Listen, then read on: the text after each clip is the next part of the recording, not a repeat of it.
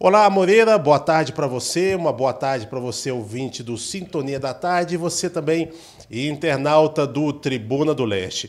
Neste mês de junho, ganha destaque o Junho Violeta, Moreira, campanha nacional dedicada à conscientização e ao enfrentamento da violência contra a pessoa idosa.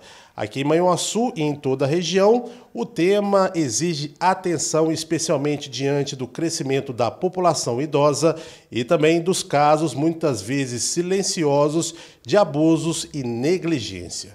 Conosco aqui, doutora Adriane Ribeiro, participando novamente no Ronda 106. Boa tarde, doutora. Obrigado pela participação mais uma vez. Boa tarde, Danilo. Boa tarde, Moreira. Boa tarde para todos e para todos que estão aí novamente nos assistindo, nos ouvindo, né, Danilo?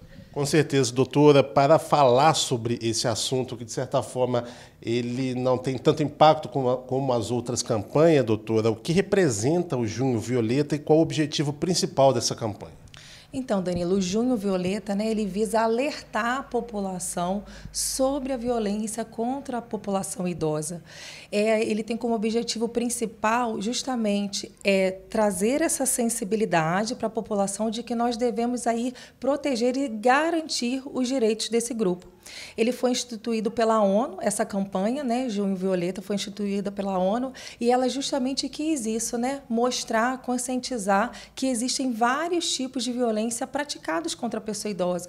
A gente não pode esquecer aí que nós temos aí os maus tratos, a negligência, né, a própria violência física, a violência psicológica. Então, todas essas atitudes, todos esses atos aí praticados contra as pessoas idosas precisam e merecem todo o destaque, Danilo. E por isso a campanha Junho Violeta. Com certeza, doutora. E como a campanha ela tem sido divulgada, trabalhada aqui em Manhuaçu e quais as entidades que estão envolvidas nas ações locais? Então, né, a gente sempre conversa sobre isso, Danilo, que Manhuaçu tem uma rede de proteção muito atuante, muito efetiva. E eu posso dizer para vocês que aqui na Delegacia, né, de Polícia de Manhuaçu, aqui na Polícia Civil, a gente tem intensificado as investigações. Esse mês a gente tirou justamente para a gente pegar todos os inquéritos, né, relacionados à pessoa idosa e dar uma ênfase nas investigações. E, doutora, quais são os tipos mais comuns de violência contra a pessoa idosa observados pela Delegacia de Polícia de Manhuaçu? Sim, Danila, a nossa experiência, né, e os nossos registros mostram que a violência psicológica, né, aquela negligência, na verdade, praticada contra a pessoa idosa, é deixar ela de lado, fazer aquele isolamento contra ela. E a violência patrimonial são as mais praticadas, que é justamente quando a pessoa que é responsável pelo aquele idoso, ela retém o cartão dele e não faz o uso adequado do que tem que fazer. Então, a gente percebe que essas duas são as maiores reclamações, vamos dizer assim, relacionadas à pessoa idosa. E, doutora, a violência contra idosos muitas vezes acontece dentro da própria família. E como identificar esses casos e o que a comunidade pode fazer caso suspeite de alguma situação? Danilo, infelizmente, os casos são praticados igual contra a criança e contra a mulher. É justamente dentro da própria casa mesmo. Muitas vezes praticado por filhos, por cônjuges, até mesmo por netos e por cuidadores, Danilo. Então, qual que é a ideia, né? A gente perceber sinais. Quais são os sinais? Né? Quedas não bem-vindas naquele momento, porque está acontecendo marcas inexplicáveis pelo corpo do idoso, né? Aquela característica ali de que o idoso não está sendo bem cuidado, está tendo um descuido. Então, esses aí são alguns sinais. E até mesmo quando o idoso ele não está sendo bem tratado, Danilo, está acontecendo algum problema dentro da casa, ele também tem uma alteração de humor.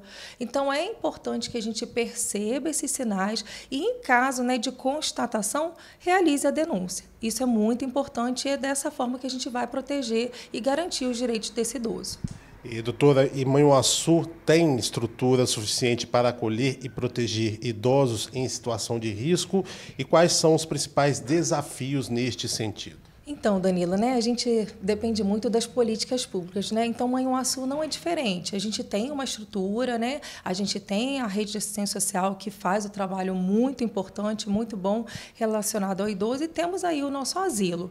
Mas a gente tem que frisar que a gente tem alguns desafios, principalmente dependendo da demanda, né? Quando a demanda está muito alta, aí a gente começa a ter os problemas. Mas a gente tem que se manter firme, se manter unidos nessa rede de proteção para que a gente possa realmente estar garantindo os direitos desses idosos. Correto, doutora, a gente vai manter mais informações ao longo do próximo programa também, trazendo orientações à população sobre o tema de o Junho Violeta de extrema relevância para a comunidade, né? Com certeza, Danila, a gente tem que, né, entender que assim como a gente tem o Maio Laranja, o Agosto Lilás, o Junho Violeta é tão importante quanto, né? Até porque a gente tem que entender que a gente vai ficar idoso um dia, né?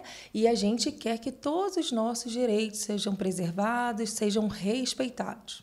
No mais, muito obrigado pela participação. Eu que agradeço. Obrigado, doutora Adeline. A gente retorna na próxima segunda-feira, direto aqui da Delegacia de Polícia Civil de Manhuaçu, com mais uma edição do Ronda 106.